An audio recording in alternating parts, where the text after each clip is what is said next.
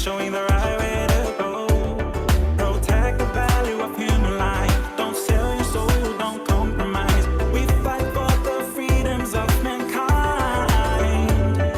CPI, leading the fight. Let's unite, bold and mind against the evil lurking in the shadows.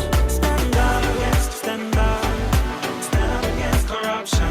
Stand up against it, stand up and take action. Stand up against, stand up against corruption. Stand up against it, stand up against it, stand up and take action. Stand against corruption. Stand against it and take action. Stand against corruption. Stand against it, stand against it, stand up and take action. Stand up against corruption. Stand up against it, stand up and take action. Stand up against, stand up against corruption. Stand up against it, stand up against it, stand up and take action. Koutou katoa e hui nei, e tēnei wā. E mihi mahana kia koutou, kua tai mai ki tēnei hui o Transparency International New Zealand. Tēnā koutou e mātanga o te moana nui, nui a kiwa. Tēnei te mihi atu ki a koutou. Tēnā koutou, kia ora mai tātou. Ko Julie Haggie taku ingoa, ko kai whakahaere au ki Transparency International Aotearoa. Greetings to you all. We're so honoured by your attendance at our webinar today. Greetings to experts from across the Pacific countries. Talofa, Malawale, Nisabola, Kia orana, Hello Olgeta. Good day and good day, mate, to those across the ditch. I'm Julie Haggie, and it is my great honour to greet you today for the first of three webinars in three series of webinars that we're holding to encourage information sharing and courageous discussion with Pacific people, including in Aotearoa. Our aim is to improve understanding and transparency around some quite technical issues. This first series focuses on financial integrity systems and how people use the financial systems of the Pacific, including New Zealand and Australia. Financial systems are critical to supporting businesses and economies, of course, but some organisations and people use our financial systems corruptly, so they can evade taxes, hide assets, and enable illegal trade in drugs, guns, people, etc. And of course, this affects us all. In today's session, we're looking at money laundering and about why strong AML systems matter, and the vital role that civil society play in promoting transparency and battling corruption. And reducing corruption is what Transparency International New Zealand and the global movement are all about. So a big shout out to Josa Nailati, whose anti-corruption song Stand Up drew us together today. We also acknowledge Rochelle Stewart-Allen, who's constructed these series of webinars and done all the hard mahi, and to Grow, who are running the tech, and also to the funders for these events, Transparency International, with funding provided by the Ministry of Foreign Affairs and Trade and the Department of Foreign Affairs and Trade Australia. I'll hand over to the sublime Avaneesh Raman shortly, but just a couple of housekeeping rules that I'm sure we all know, but I will repeat. So first, this webinar is being recorded and will be posted on our YouTube site. Please make sure you mute your microphones. And bearing in mind that we have variable internet connections, we might just ask for one attempt at opening up your video so that we can get a photo, if that's up to you. But if we start getting problems, and then we'll ask you to close off your video again and mute microphones. We don't want to get problems, internet connection problems. We know those can happen, so we want to just do that for a brief session. And another thing about another sort of part of my introduction to say is this is an information sharing event. We assume there will be a range of understanding amongst the attendees about anti-money laundering. So if there's anything you don't understand, please ask a question in the chat. Also use that to ask any questions for our speakers. There are no dumb questions, and we want we want this to be a kōrero that is useful to people. We're also very happy to field questions after the event. And finally, Transparency International New Zealand's values are integrity, courage, transparency, respect, and non-partisanship. And we bring those values to today's hui. So please respect that. We respect different opinions. We're not a soapbox. We're here to learn from each other. So that's enough talk from me. I'm known for that. I'm now going to hand over to Avaneesh. For those who haven't had the pleasure of meeting Avaneesh Raman, he is a seasoned intelligence practitioner and a consultant in anti-money laundering and related matters across the Pacific. He's worked for numerous organisations across the Pacific, and so people know him well, including financial intelligence units, the UNODC, UNDP.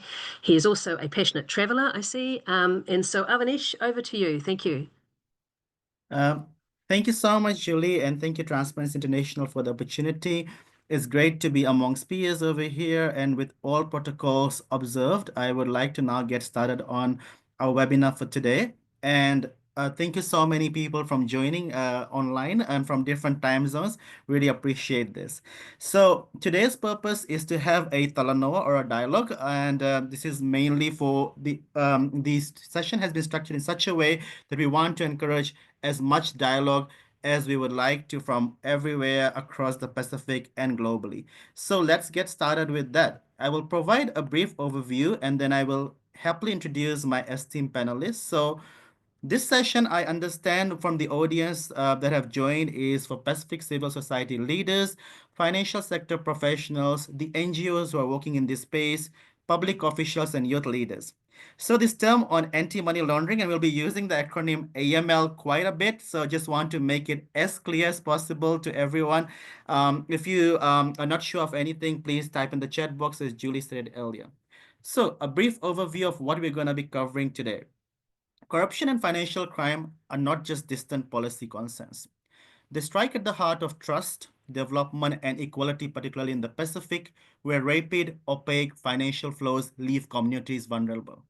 And we all know that our communities in the Pacific are vulnerable to many issues, including national security threats, regional security threats as well. So this webinar, hosted by TI New Zealand, alongside our regional experts, offers a vital platform to unpack the real risks of money laundering in the Pacific and explore how robust AML, which is anti-money laundering systems, can shield communities from harm. US participants will gain critical insights into the power of transparency to drive sustainable development, the essential role of civil society in demanding accountability, and how collective action can close the loopholes that enable illicit financial flows to infiltrate into the Pacific. For NGO leaders, youth advocates, officials, and financial professionals alike, this conversation is an urgent step towards a more transparent, equitable Pacific. So I'll leave you with that opening remarks. And now I have much pleasure in introducing my panelists for today. I will introduce them in the order that they will be presenting, because we will straight after that head into the presentation. So firstly, and one of my very esteemed colleagues from New Zealand, Daniel Frost, who is the New Zealand FIU head. He is leading efforts to strengthen financial crime intelligence capabilities, and he has 20 plus years experience in intelligence roles within the New Zealand Army, government agencies, and international partners, and he has led interagency operations and assignments supporting New Zealand's global counterterrorism efforts. That's Dan for you, and he will speak today about what is AML, which is anti-money laundering, and why it matters in the Pacific. So he's going to set the base for a very enriching conversation. And then to complement that conversation, we have another very esteemed colleague of ours, which is Kalisi Tohifolau from Tonga.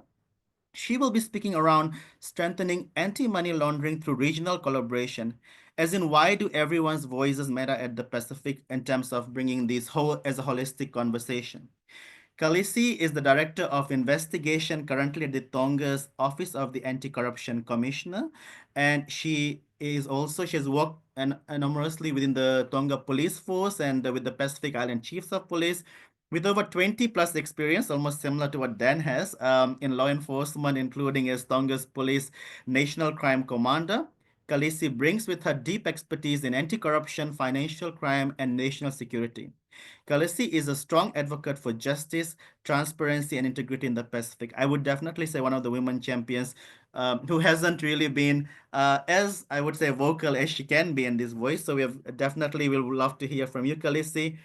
And then finally, but not the least, my colleague from FIU, Adair Fincher from Palau FIU, she's going to share the role of transparency and civil society in anti-money laundering efforts. So kind of rounding up the conversation in terms of seeing where these two arms will meet. Adair is the director of the Republic of Palau Financial Intelligence Unit, leading the country's efforts in anti-money laundering and countering the financing of terrorism. She also serves as a legal counsel to the Financial Institutions Commission, Palau's banking regulator.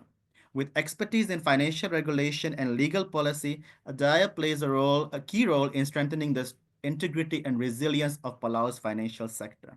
Now, without further ado, colleagues, I have much pleasure in then passing across to Dan to kickstart the conversation. Over to you, Dan.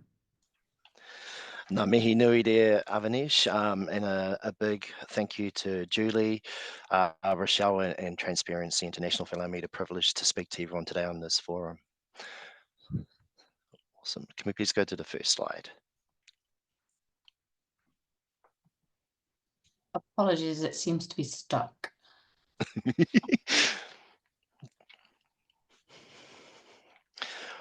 Obviously, as Avaneesh has mentioned, I'll be talking on around what is AML and why it matters in the Pacific.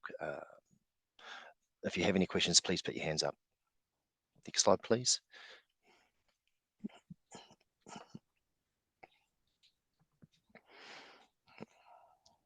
So sorry, bear with.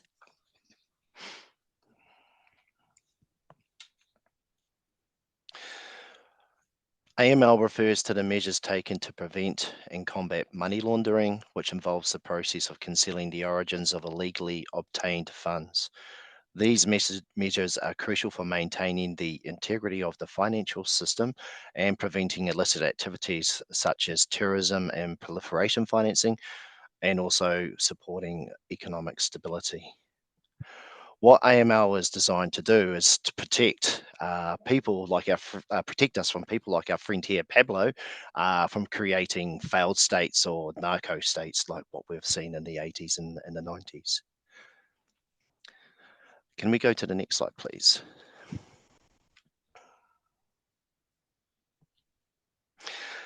What else does AML aim to prevent? As you can see there, the list is not exhaustive, but however, if we look at it from a Pacific regional context, these are probably a lot of the key challenges and issues that face a lot of countries in the Pacific today. When we discuss a look at political corruption, we're looking at the use of powers by government officials or their network contacts for illegitimate private gain. And as you can understand, there's various forms of political corruption that can occur and are very commonplace within society.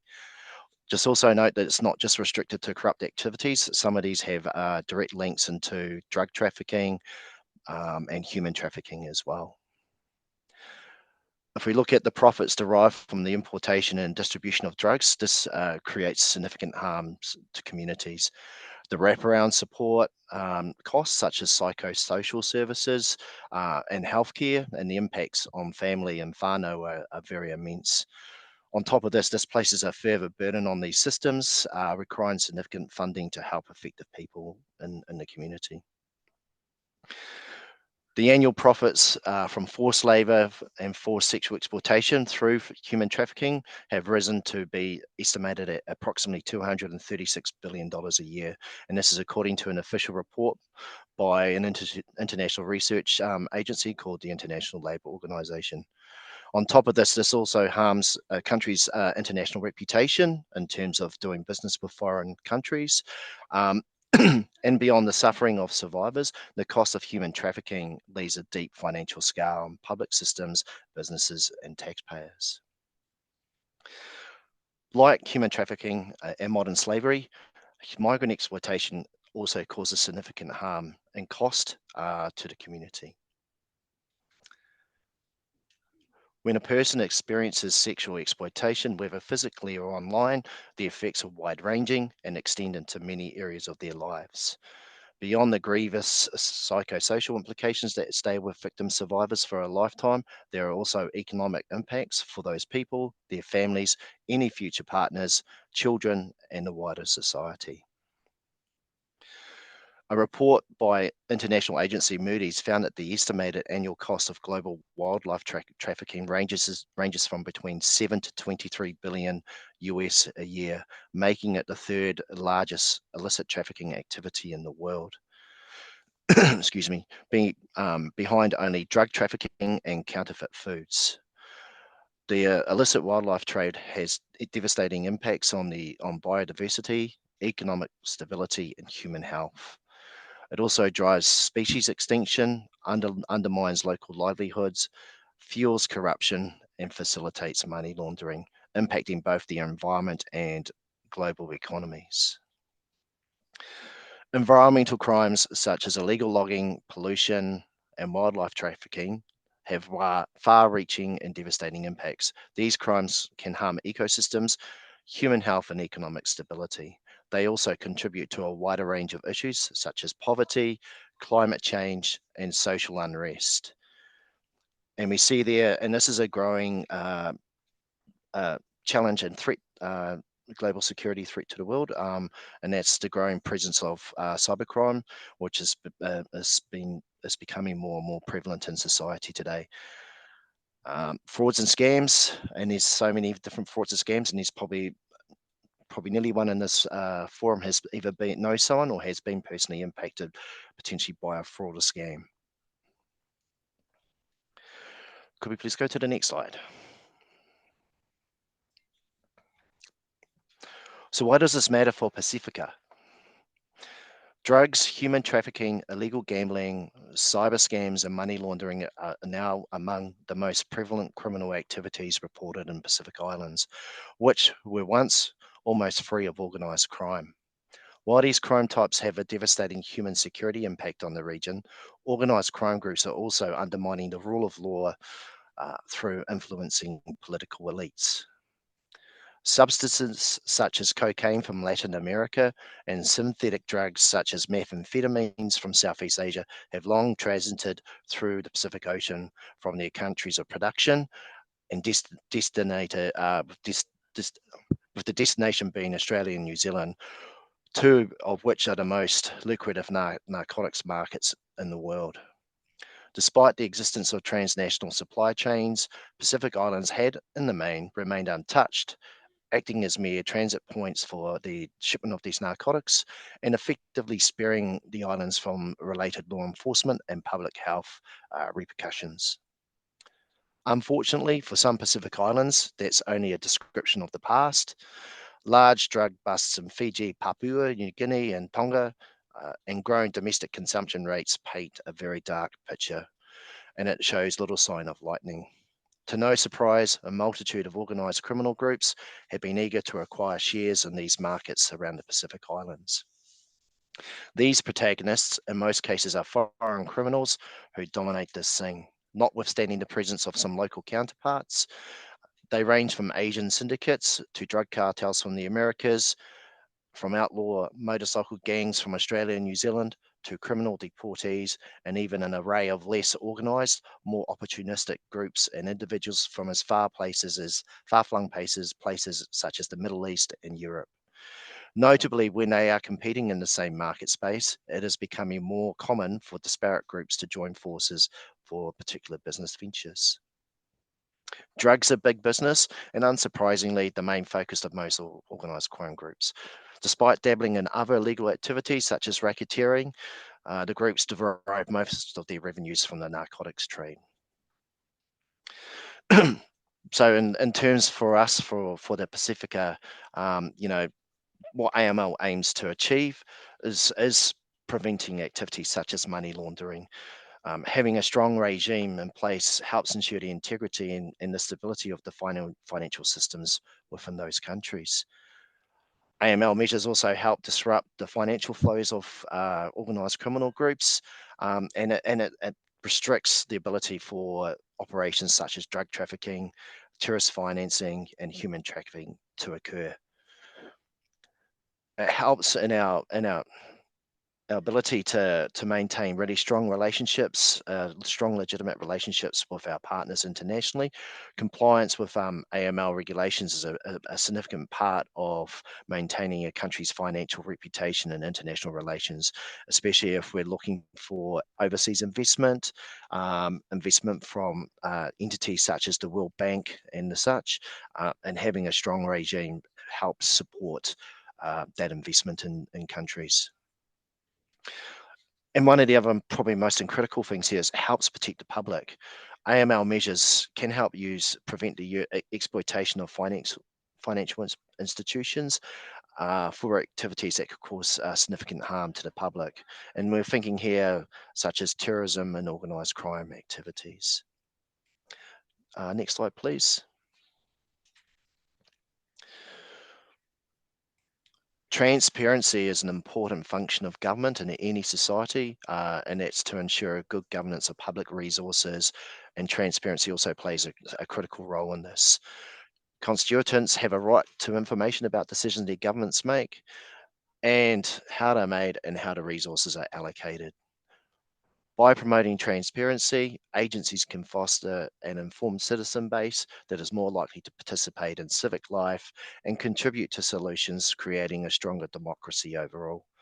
A lack of transparency creates a disconnect between constituents and the government, and as a result, public trust suffers quite significantly.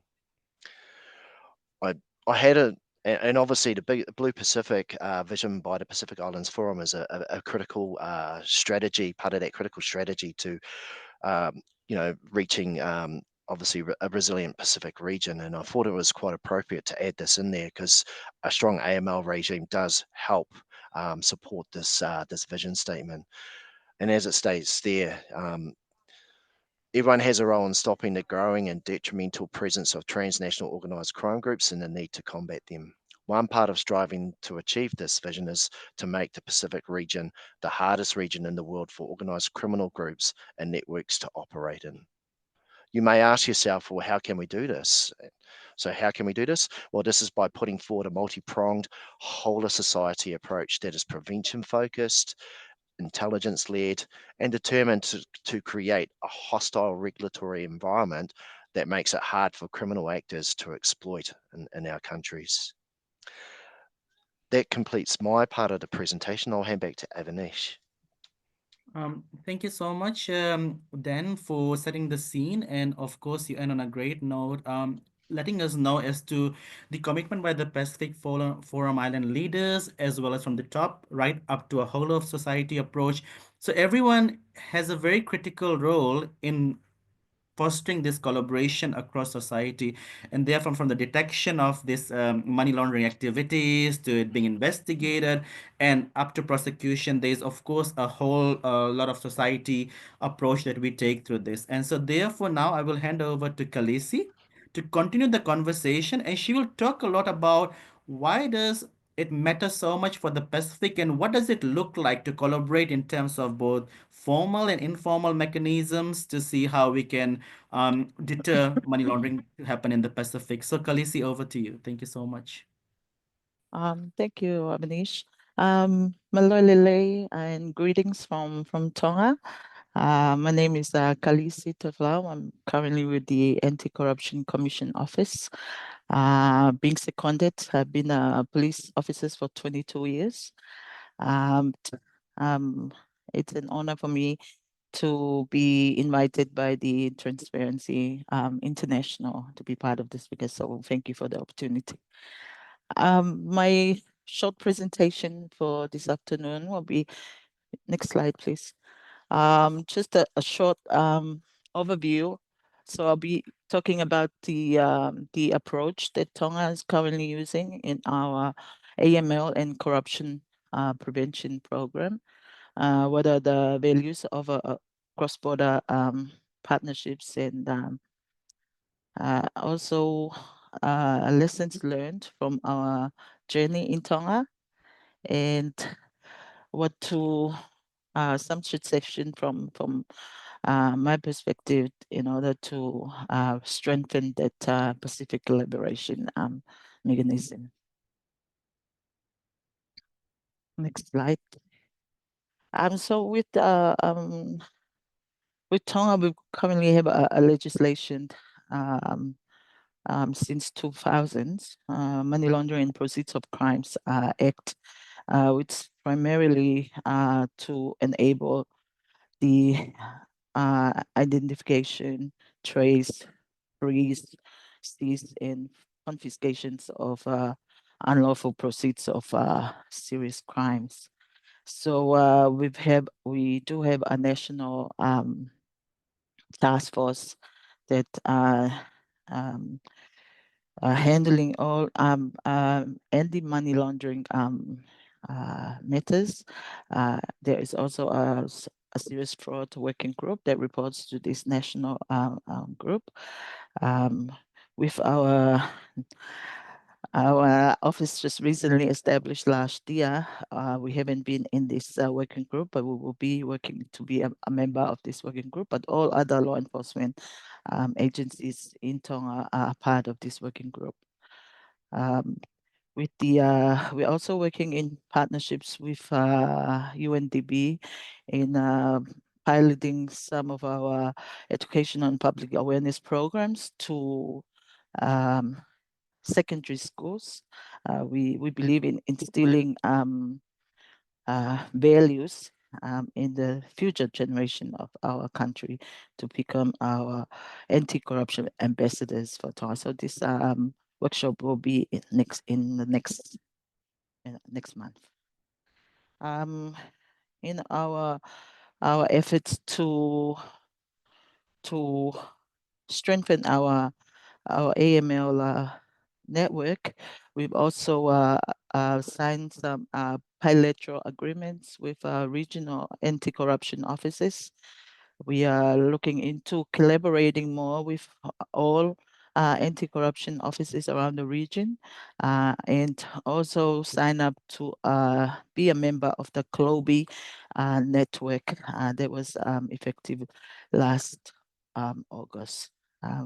In this space, we're trying to increase that information sharing between agency and agency in Tonga. Next slide. I think my co-panelists have elaborated more on the values and significance of our cross-border partnerships.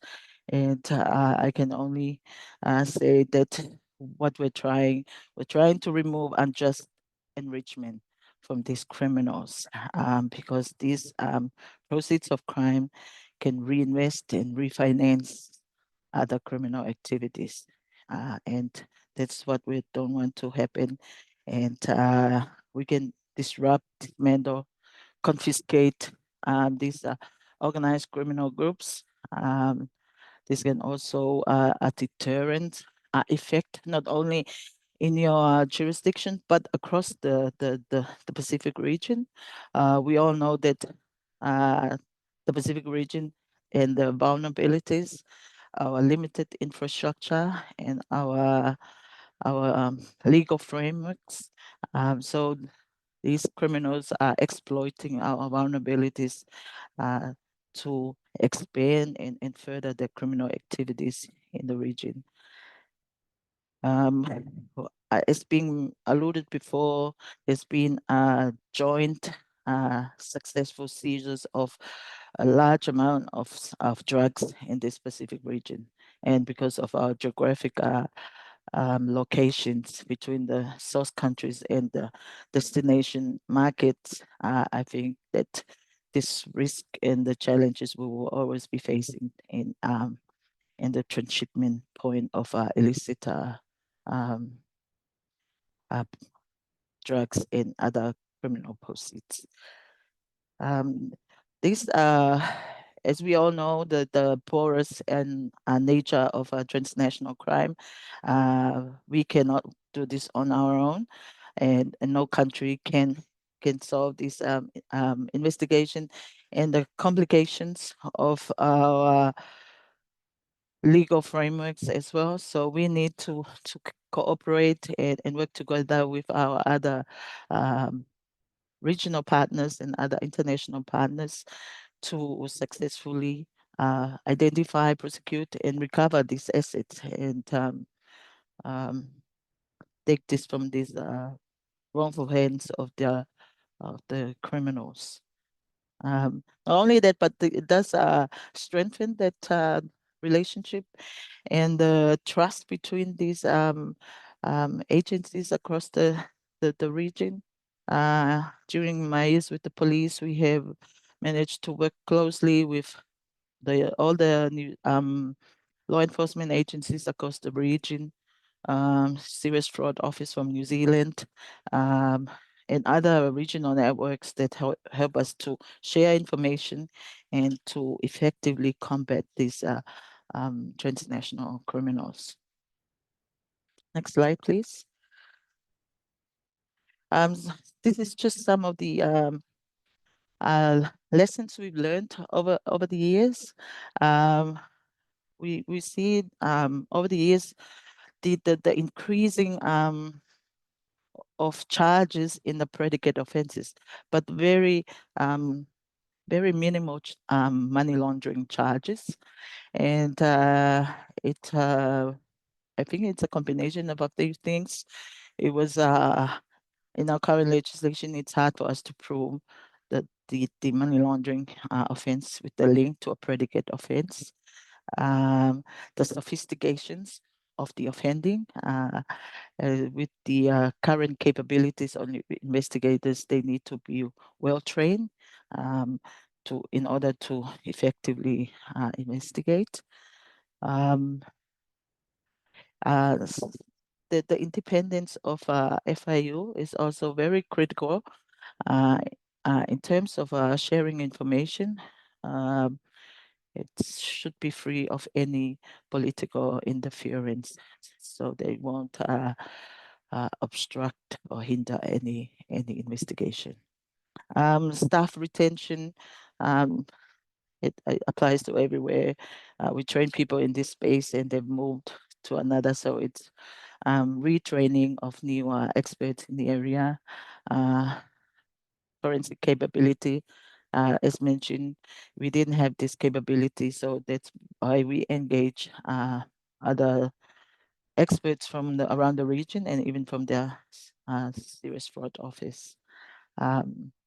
We can only say that informal cooperation is very key, not only with the government agencies, but also civil society organization and the private sectors. This is not a government platform only, but we need to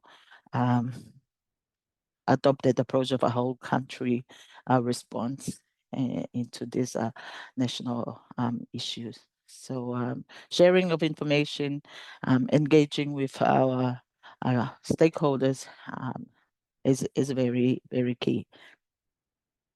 Next slide, please. Just before that, legislative reform. This resulted, we have our bill at the moment. Should be so it's our current legislation have been reviewed, and we are having our new bill hopefully to be passed soon. So that will help us to effectively combat our AML and other predicate offenses. Just a few suggestions on how to improve our collaborations. I think it's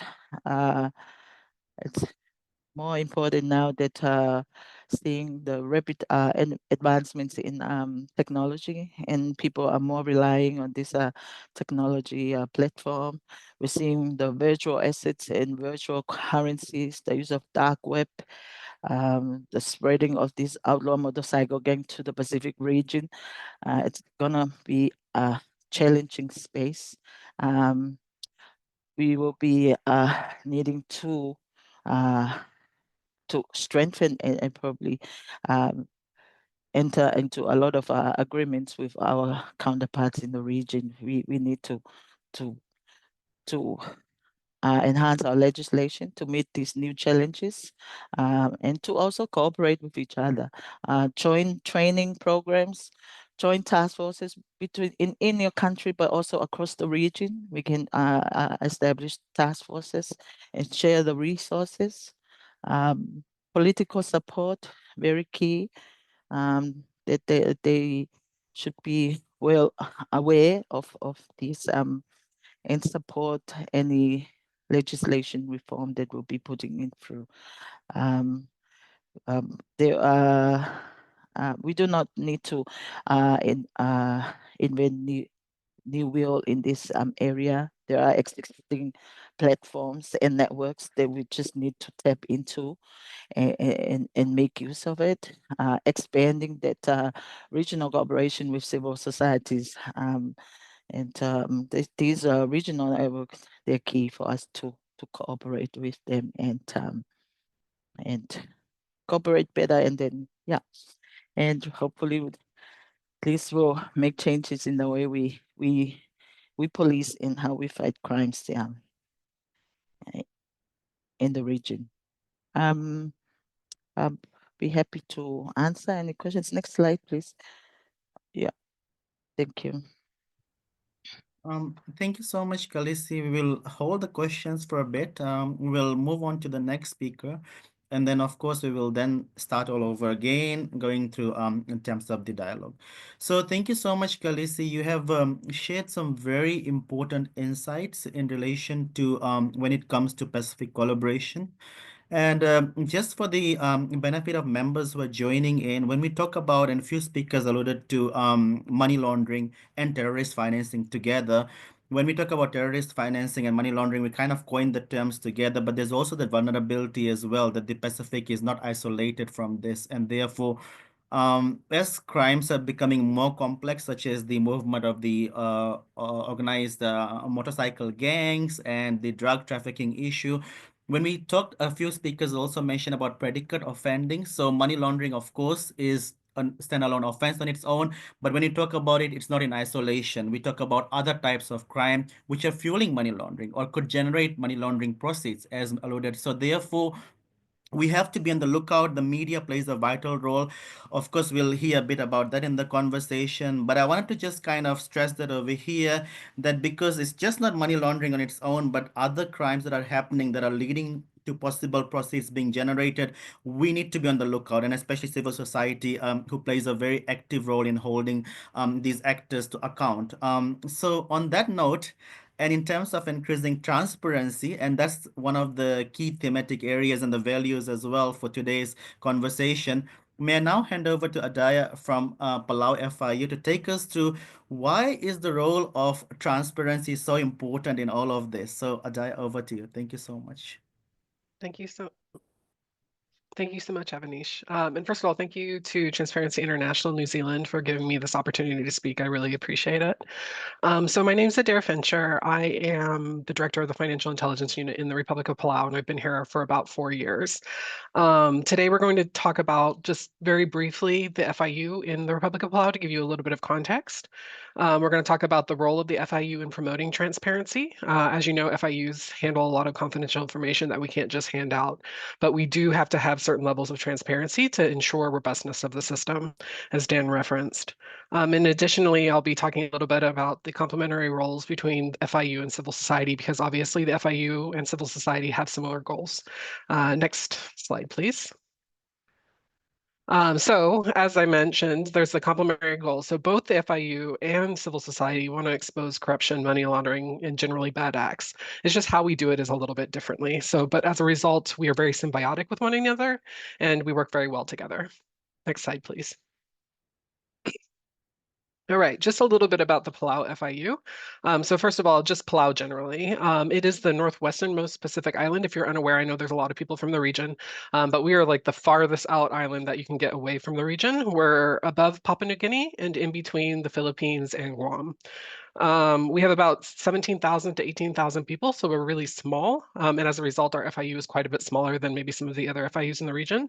And then some of the main attractions are the Rock Islands, which you can kind of see in that picture, and then diving, of course. As far as the FIU is concerned, we have two functions. So as do many Pacific Island FIUs. One of them is the intelligence function, which Dan discussed at length in his presentation. And this is where we receive STRs, CTRs, or financial tips, and then we create financial intelligence that we then pass down the AML systems chain to law enforcement and then hopefully off to prosecution. But we are also the compliance, the AML CFT compliance supervisors, which means that we hold certain financial institutions and certain designated non-financial businesses and professions, namely attorneys, real estate dealers, and real estate high-value dealers, and virtual asset service providers accountable for their compliance with the Money Laundering Act. So that basically means that we ensure, just like banks, that they have policies and procedures, that they have an appointment of an AML CFT officer, and that there's employee screening to make sure that the employees are fit and proper. Which is a big task in itself. So when you have a very small FIU, it can be quite difficult to manage all of that. And up until very recently, there were just two of us. So there was an intelligence officer, and then there was me, and then we had a support staff. But fortunately, we've been allocated budget to expand our FIU, and now we have two compliance officers. So this allows us to better tackle the foundational needs that the FIU needs to tackle. And then in this, in turn, of course, better supports the systematic transparency in both Palau and in the region. Next slide, please. Great. So the role of the FIU in facilitating transparency, as I mentioned earlier, there's a lot of confidential information that runs through the FIU. So we receive suspicious transaction reports, which are confidential. We receive them from not only banks, but we will be receiving them from designated non-financial business and professions and virtual asset service providers. Because it's financial information, we can't just pass this off to civil society, but this is something that we can develop into intelligence. We also receive currency transaction reports, which are reports over $10,000. However, there are ways in which we can be transparent. So one of them is to assist in the systemic transparency overall. So that means that we actually do our jobs, we actually create intelligence, and then we pass it down the chain so that it can be prosecuted both within the country, and if there's a nexus with another country, we can share that with our counterparts in other countries. And this is where PIFIC comes in, because we're able to share information with other FIUs in the region when that information is relevant to them. We can also be a model for transparency through our laws, processes, and content. So in terms of our laws, obviously, we need to make sure that the laws are clear and that people can have access to them. In terms of the processes, particularly when you're dealing with compliance, you need to be really clear on what you're doing. So what are the requirements that reporting entities have to comply with? What sort of problems will they run into if they don't comply?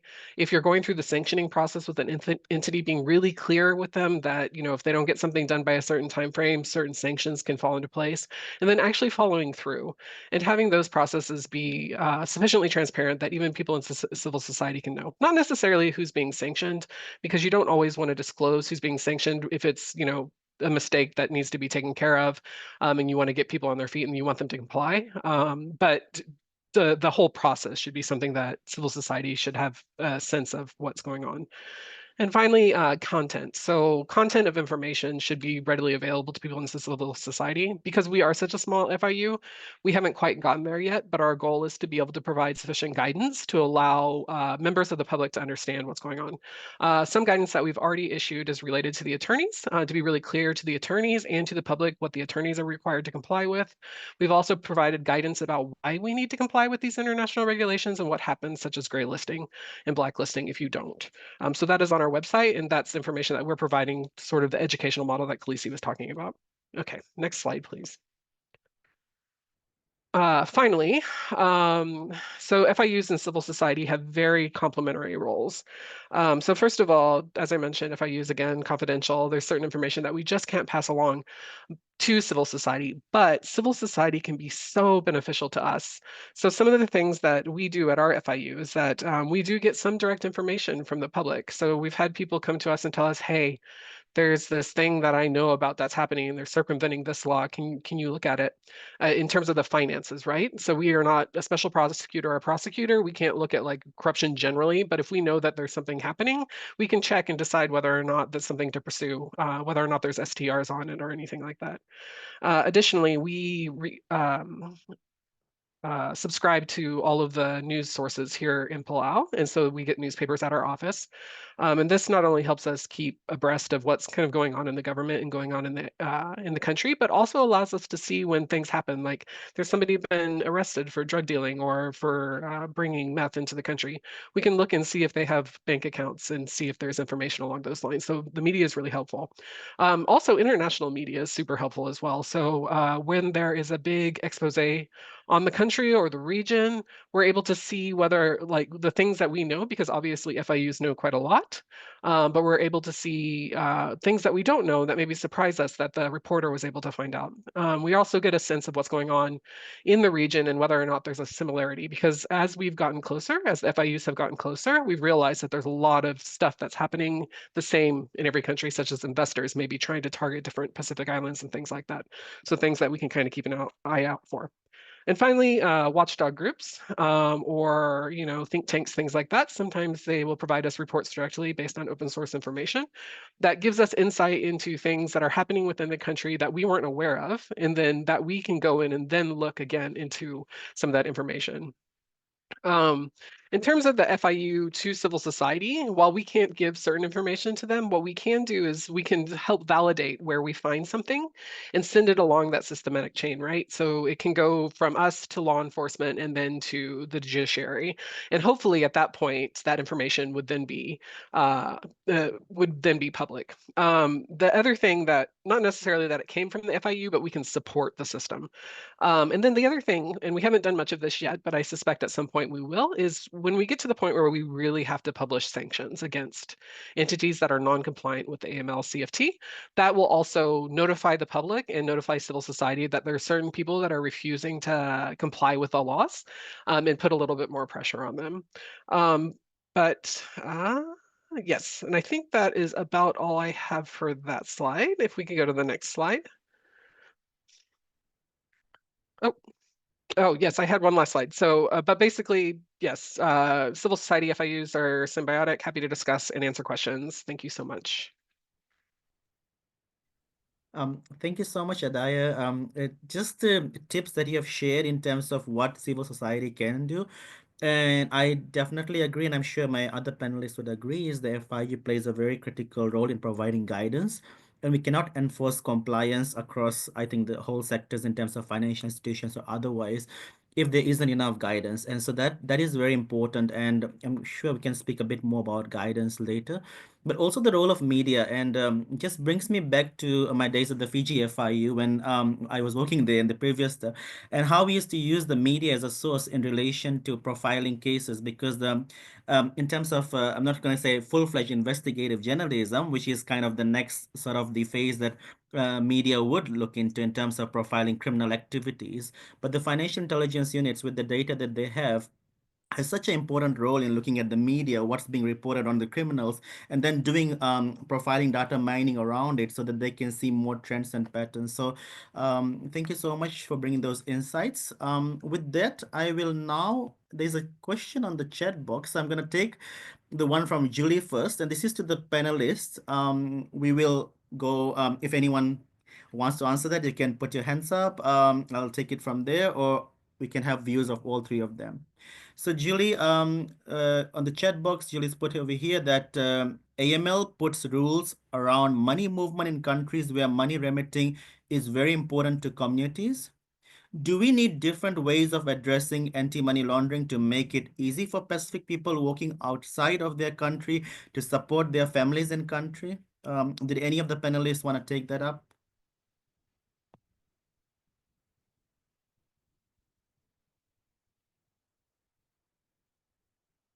Adaya? Yeah. I'm happy to address it. So I think just so that I can get a little bit of clarification, are we looking at the remitters being problematic because it's too expensive to remit? Or what's the crux of the question? Because that'll, I think, help provide an answer one way or the other. Sure. Julie, did you here, want Julie Yeah. here, Adair. Yes, it's about the complexity of it for people to actually move money across, and the cost of it as well. Also the impact on banking and so on. Just to we know that communities are so dependent on it, and that must create. We have heard that people have problems getting their money across because of the complexity or the cost. So perhaps either one of those. I think so. Under the international standards, there's not any variation in terms of AML compliance, but there is an allowance for simplified due diligence, so that when somebody comes in, they don't need to like prove everything if they're known to the entity. And I think that would probably help to some extent. There's also some projects that are taking place by some international organizations that are looking at the remittance corridors and kind of how the money is flowing, with the hope that it helps create a space where the supervisor might think that it's less of a risky activity and allow for things to move a little bit more quickly. So in terms of changing the AML laws or having a different set of expectations, I don't think that's feasible just because it's a global expectation of what we meet. But I think in terms of how we can ease it, because the global community is looking more at simplified due diligence, looking more at encouraging supervisors to allow for more of a simple approach to things. I think that we can see some differences probably in the future. I don't know if that helps or answers your question, but I hope it does. And I'm happy to elaborate if you need to. Can I also jump in there, Avaneesh, just on the back of Adair? Obviously, we're very cognizant in the Pacific of the decline of correspondent banking relationships and the burden that now places on a lot of countries in the Pacific in terms of their cross-border payments and stuff like that. And like Adair said, there is a lot of work by a number of NGOs and agencies, as well as Pacific countries, some of it like Australia and New Zealand, who are looking to try and work together to find a way to overcome this issue. Also, too, with the Financial Action Task Force, Financial Inclusion Plan, that plays a big role to play in how we can support the Pacific. And I can speak personally on behalf of myself and Adair when I say this. A number of the heads of the FIU within the Pacific are very vocal about this with numerous agencies in our own jurisdictions and even on the global stage when we meet with other FATF regional partners. So we're trying to help address this issue while maintaining that financial inclusion. Thank you so much, panelist. Julie, did you have anything further to add, or you're good with that? That's great. Thank you so much. Okay, then shall we then move to the next question which we have over here. And recently, criminals have expanded their scam center from Cambodia, Myanmar, Philippines, in Asia Pacific to the UAE, Africa, and also Palau. You may know the actions taken by the regulatory authorities in Palau. So, Adair, that's definitely one for you. And if any of the other Pacific counterparts want to add on the criminal environment. So, yeah. Thank you so much for the question. I know it's been in the news recently that there's been some scam centers out here. It's been fantastic. It's been really good to see our national security coordinator and all of the law enforcement kind of work through these sorts of things. There's been a couple of busts, obviously, and there's a couple of prosecutions that are associated with those busts. So I think they're keeping an eye out more for scam centers. And of course, at the FIU, we're kind of keeping an eye out for what might pop up in terms of SDRs and CTRs. So it is something that we're very cognizant of. We have a working group where we talk about these sorts of things as well, and also a task force for financial financial crimes as well. So yeah, we're slowly working. And as you know, it's kind of those scam centers have just kind of moved across Southeast Asia and then like have shown up in Palau. So it's definitely been a process. Thank you for the question. Thank you so much. I think we'll move on to the next one. I think it has just addressed it very well. Do you think currently the rules for corruption and anti-money laundering should be standardized across jurisdictions, as criminals always leverage on this shortfall to expand their criminal activities? I know this has been a center of conversation because the FATF, or Financial Action Task Force, rules apply across all jurisdictions, irrespective of size and jurisdiction. But would any of the panelists like to speak to this one? Do you want me to give it a shot, Adair, or? Yeah. Hey, look, totally correct there, Avaneesh. And a one-size-fits-all solution is not going to necessarily apply for jurisdictions, and there's a lot of factors that need to be taken into consideration. But granted, in that, basing it off the FATF's recommendations and immediate outcomes, we've got some scope there to, to standardise some of the aspects of what we want to do in order to combat money laundering, financing of terrorism or proliferation financing.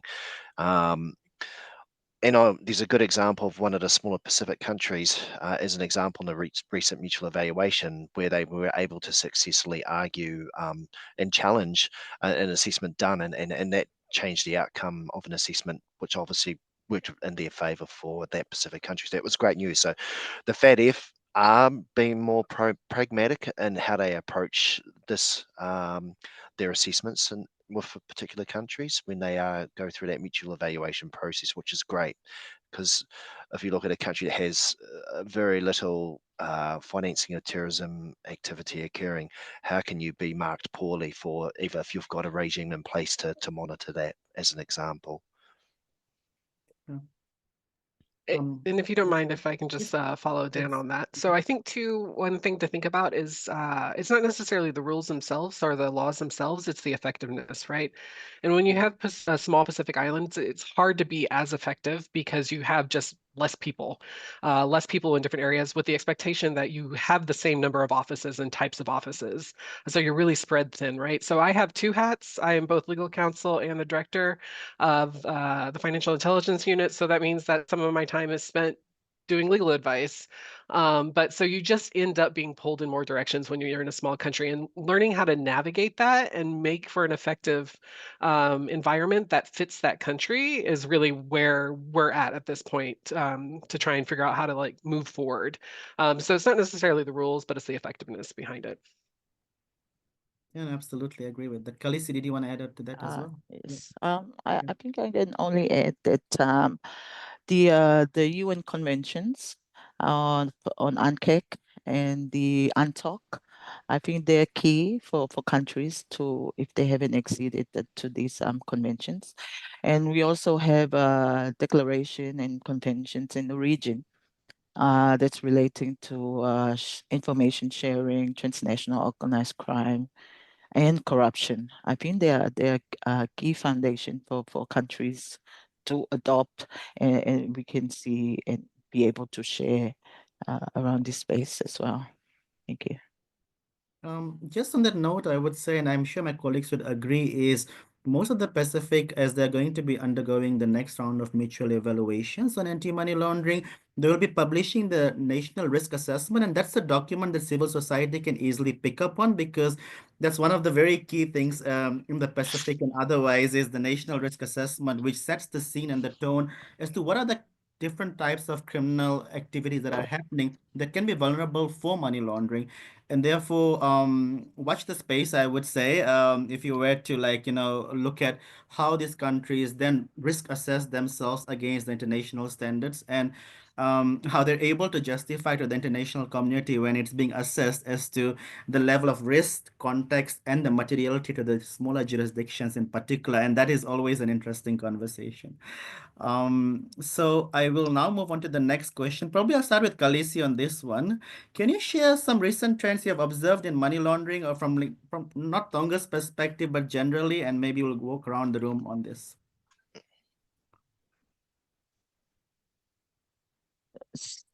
Sorry, I mean, can you repeat the question Oh, again? sorry, of course, yes. There's a question on, can you share some recent trends you have observed in money laundering space? So what have you seen like from the police hat and the anti-corruption side in terms of money laundering? What are some of the trends in the region? Okay.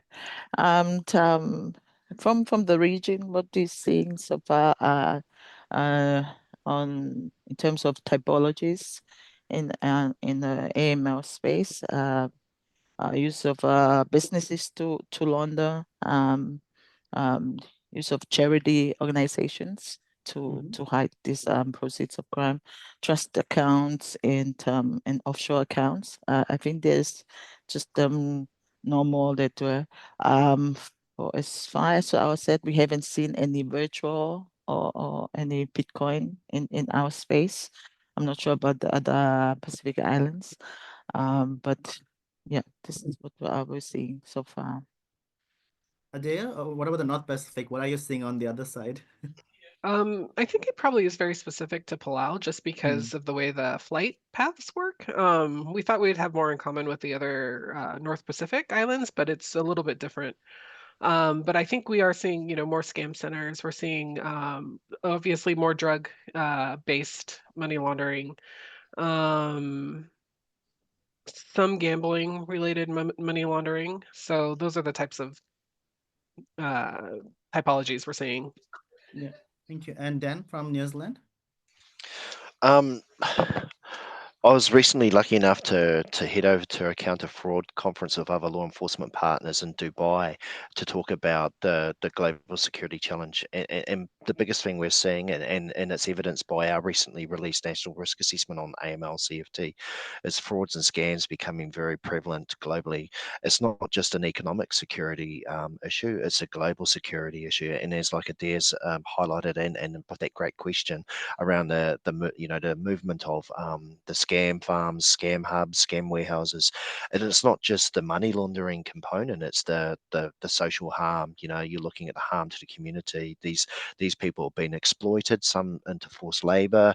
In some cases, there's that forced sexual labor, and there's a whole raft of things that creates a raft of challenges for for a country to deal with on top of the money laundering thing. So definitely speaking to my counterparts around the globe, frauds and scams is definitely the biggest issue, and it's definitely a growing issue here in New Zealand. And organised crime are moving into that space, and it's high gain, low risk for them. That and are further removed from being involved by using intermediaries to do that work for them. No, absolutely. I think in relation to what are the different types of red flag indicators and the typologies and the trends that have been shared across the network, we are seeing the scams has obviously across the Pacific is very prevalent, just generally. But there is other, of course, other crimes that are related to it as well. And I would also say for civil society, in this case, I'm sure maybe the colleagues would agree, is the for some drugs related networks or narcotic trafficking, there has been cases whereby there has been donations to sporting organizations and via some charitable organizations such as churches as well in the Pacific. So there is something that I would say that it will be useful for civil society to kind of see in relation to where does corruption and money laundering in relation to the funds, where are these criminals going to possibly park their funds. And I can talk about this case. This is a case from Fiji, just generally, because we were having this conversation in Tonga last 2 weeks ago with the Fiji FICAC, who had investigated a case around Viliame Katia, a public service official in Fiji, and he was giving donation to a sporting organization, so a rugby club in Fiji. So per se, the typologies are emerging. It's a case which has been closed. But these are some of the things that in the Pacific in relation to corruption and money laundering, I'm sure that we need to look at what are the trends as well. So going on to the next question, I have something from Grant over here, which is on according to the Tax Justice Network, in the US, the largest destination country in the world, in Australia, which has been labeled the Cayman Islands of the Pacific, are higher risk destinations for money laundering than any other Pacific Island country included in their index. Do you think Australia, US, and New Zealand needs to do more to address money laundering? If so, what can these countries do? So compared to the Pacific, what are the other jurisdictions? So anyone want to take on that?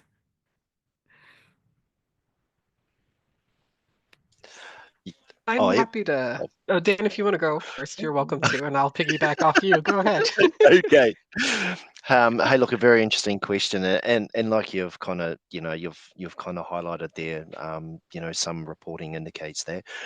I liken the UK as the money laundering capital of the world. Yet it's got a strong AML CFT regime. Um, no matter how good a regime is and how effective it might appear, it's got to be activated from the grassroots down right up to the top. So it takes a system to defeat a system effectively. So in terms of doing more, we could always do more, but we need help either from the public, or we need legislative support, stronger legislation potentially to impact. But then again, we've got to put that with the payoffs. Does that impinge on people's own privacy of information, and what's been happening with the information? So it's not just as complex as just giving us these tools to combat. It's a case of finding that right balance where we can achieve the effect, protect society as well as we can from those obviously international bad actors. Thanks, Dan. I think also too, it's important to remember that the context of the country is very different. These countries is very different. So combating money laundering is a totally different ballgame when you're talking Palau or the United States.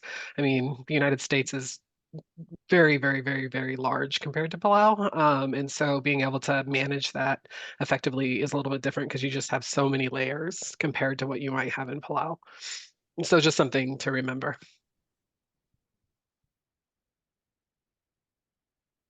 So we have one more comment over here, which is, of course, corruption and money laundering is connected in my view, as one is direct crime and the other is facilitator of crime. Yep, there is links to predicate offending. Corruption is a predicate offending. And there's a question on, has there been an increase of children in schools being involved in money laundering?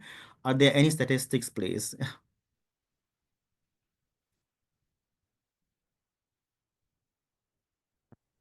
I think that's a really interesting question. I don't know. I hadn't thought about it, so thank you so much for asking that question. It's something I'll go and look into.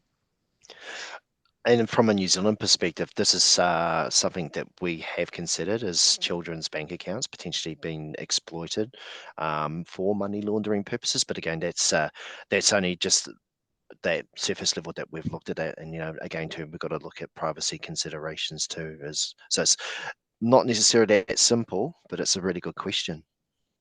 I might want to offer a bit of thoughts around this. Whilst as the Fiji FIU, we did one time receive a suspicious transaction report related to a student who was putting money into her bank account, but the parents were trying to transfer the money. It was relatedly business proceeds which were going into the account. So it was business person transferring money to the personal accounts. And we've seen quite a bit of that happening. So it was most likely related to tax evasion, which is also like a predicate offending to money laundering. So what we did in that case was we did disseminate, because the amounts were substantial, to the tax and revenue authority in Fiji, just to have a look at that. And then we saw an influx of this happening over time. And this was before the tax office in Fiji introduced the compulsory TIN registration, because then everyone was supposed to have a bank account and the TIN number, was a tax identification number, was being used. So that was a proactive measure that kind of came out of this, because we had seen an influx of this happening. So it was not per se for like the children involved in criminal activities, but there could be perhaps business people trying to divert funds into their children's accounts. So that was a vulnerability that sort of existed in the system. Yeah.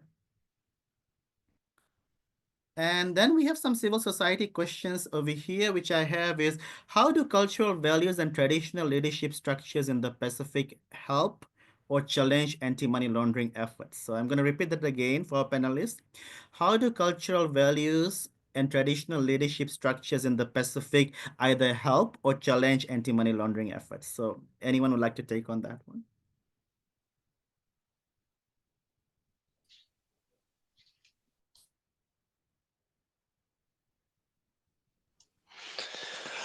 Yes, it's a really interesting question. It's Mhm. and in some places, some of these high profile public servant roles within countries and jurisdictions, it can be quite a lonely a lonely position, and in it, there's a lot of scrutiny. And it's personally, my personal view is upholding those values of what you're there to do to achieve for the public. And we're kind of, I suppose, if I look at it from an FIU perspective, why we're not the gatekeeper per se. We're the one who are facilitating and supporting those gatekeepers who provide us with the necessary information to support law enforcement to stop and combat, predicate offences such as such as drugs or corruption, and those that would facilitate money laundering practices. Mm. I think too, and this I think is across the world, there's a sense that maybe there's an external framework that's being placed on top of the country. Um, and that can cause some friction because it might go counter to the way things have traditionally been done. And so it is a process. But as Dan said, as a public official, we work to uphold the laws and the requirements and our duty is to the public. So Kalisi? Yeah, I think I can only add sometimes it could be a challenge. But we know there are some existing regulations and framework for them to declare conflict of interest that we will need to draw between the difference in this the leadership and the other cultural values. I think this is quite common in the Pacific region, but Yeah, as someone mentioned in the chat, that my view is culture could be one of the contributors to corruption, as donation and gift can be abused. Yes, this conversation has come up in a lot in the Pacific context, especially on gift giving, and some countries have gone up to create gift registers for specific organizations, and I think that is sort of like the way that people in the Pacific are trying to be more proactive in relation to declaration of gifts. So that is definitely something in terms of corruption preventative measures that can be taken up. So we have a question over here on, do the panelists have comment on how well financial institutions and other organizations covered by legislation are able to cope up with anti-money laundering compliance? And what additional pressures or requirements is needed to ensure that they adequately become an essential player in identifying anti-money laundering transactions? So an interesting one. While financial institutions are regulated by law, what other way can we encourage more voluntary compliance or otherwise? So what pressure or requirements is on that? So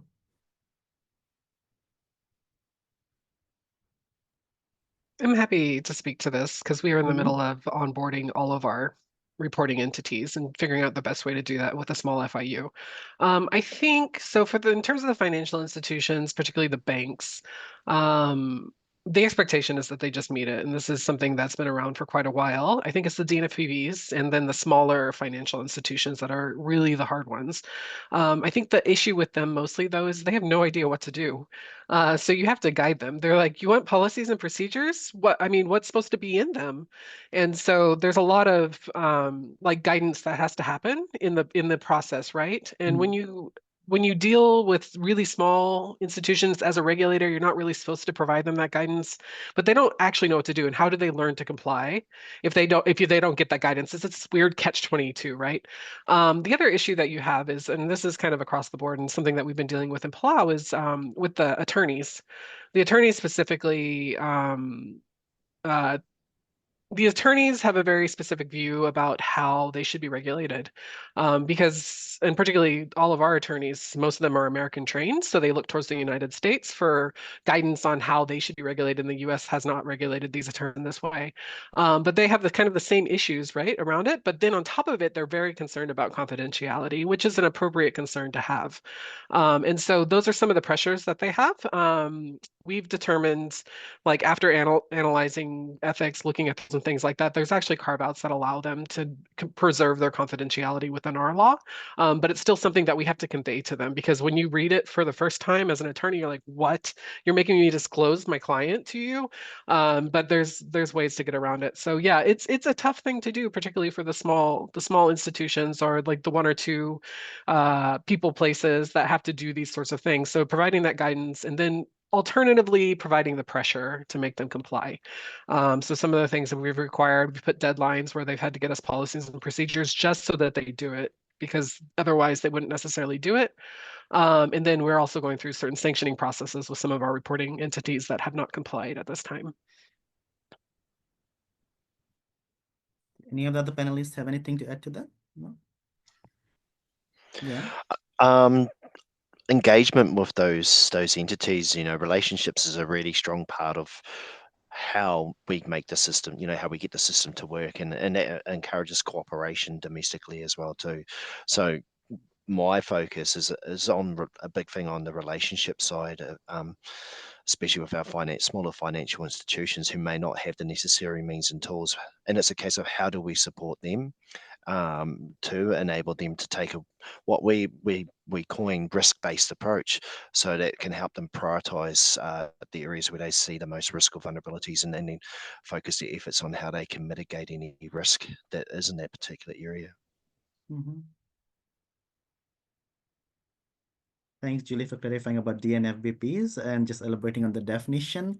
Now, I'm conscious that we are almost up to time, but I just have one last comment and some golden tips that I want our panelists to share for the civil society. So the question to all of you before we wrap up the conversation is, how can civil society build the confidence and skills to speak up about suspicious activity in their communities? Or what resources, training, or partnerships would make it easier for civil society to engage with anti-money laundering framework? So how can we encourage the reporting if they are detecting anything suspicious? What is your take, golden tips for our civil society representatives? Kalisi, can we start with you perhaps? Thank you. I can only add that having a whistleblower act, our legislation that protect people surrendering information and critical information or corruption related to information, they'll have confidence that they'll be protected. And yeah. Thank you so much. Yeah, of course, protection is very important, and whistleblower provisions and others can enable that. To Dan and then Adair. From my perspective, it's going to be education and outreach. We really need to educate the public. Forearmed is forewarned. The more information we can provide, the more knowledge we can provide the public, the more likely they're going to be understand those risks and identify what those risks are, and hopefully have their confidence that they and to know who to report this to when they see that occurring. Mm-hmm. Yeah, and I, Adair. I think along the lines of what Kalisi and Dan were saying was just also be open to information. So if Mhm. somebody comes to your office to tell you something, just to be open to it. It might not be anything, but go look at it, decide whether or not it's anything, and then move forward. You can't necessarily give feedback to the person, but at least you can accept that they are coming to you in confidence to bring you information. And so that's another thing to kind of look out for. Okay, thank you so much. I'm conscious of time because we're gonna be wrapping up this session at 1:30 p.m. But overall, what I will do now is I'm gonna offer just a summary of some of the key takeaways around the conversation for today. So when we started off with the conversation from Dan, he mentioned about anti-money laundering and the term again. Hopefully, if nothing stays from this conversation, at least the AML term will stay with you. But of course, there's so many resources online that you are able to go and look at it in detail. But for what Dan shared and other colleagues is AML is not just a technical legal matter. It's a powerful tool to safeguard communities from harm. And we had a lot of examples today, which shows us why, for civil society, what should anti-money laundering mean? I guess it would mean safeguarding communities, whereby strong anti-money laundering regimes will protect vulnerable populations from exploitation, such as trafficking, online abuse, and other types of crimes that are linked to illicit financial flows.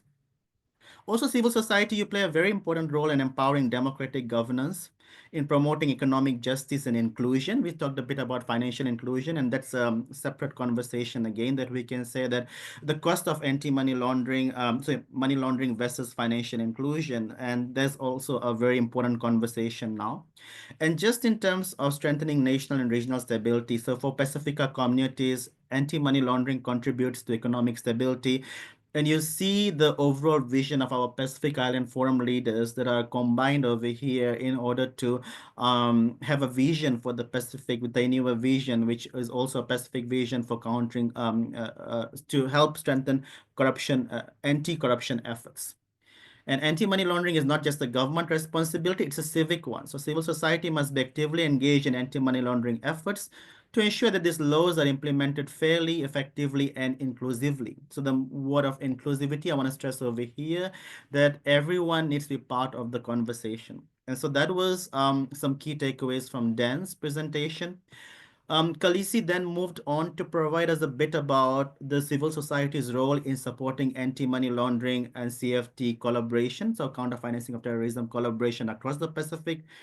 And the civil society plays a very important role on advocacy and oversight. So in terms of push for legislative reforms and political commitment to anti-money laundering efforts, the capacity support. So in relation to assisting training and upskilling efforts at grassroots level, because that's where the detection framework will come into account.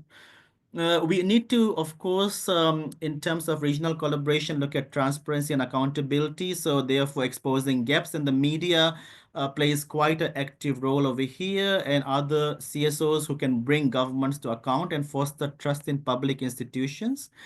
And overall, the community engagement, because there's that informal cooperation between citizens and authorities has to act as a bridge between communities and law enforcement to enhance local intelligence. And Kalisi did mention even reaching out to high school students to create that awareness at that level, and then going on to see how they can influence or create that conversation, the talanoa amongst their own communities to bring this reporting up to light, whereby such cases can be exposed or detected. And with my colleague Adair, she did mention about some of the key takeaways for civil society on looking at partnership with the FIU is very vital. So the financial intelligence units, there is a specific grouping of financial intelligence units, and each country almost has an FIU. So if you want to report to them in good faith, there should be that open door policy whereby the FIUs can be able to engage with civil society, who can then report to the FIUs on raising red flags on potential corruption, on money laundering. The mutual reinforcement in relation to civil society providing valuable insights that can inform FIU investigations.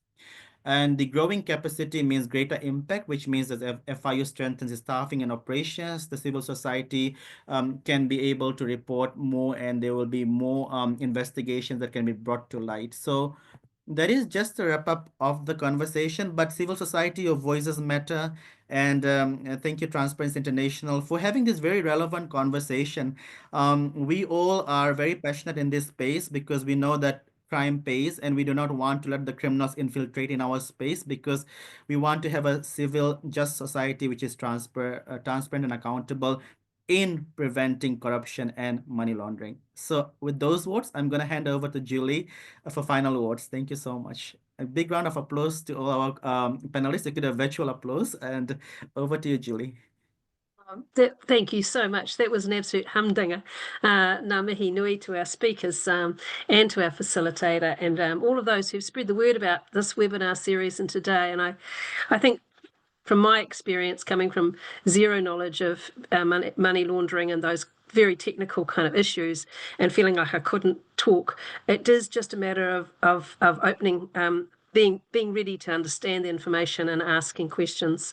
So please do filter those through.